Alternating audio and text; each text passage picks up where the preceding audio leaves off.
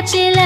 சமுத்திரம் பின்வாங்கும் சந்தோஷ திருநாளில் நல்லருளை தாரும் ஐயா முருகன் என்று முழங்குது என் மனசு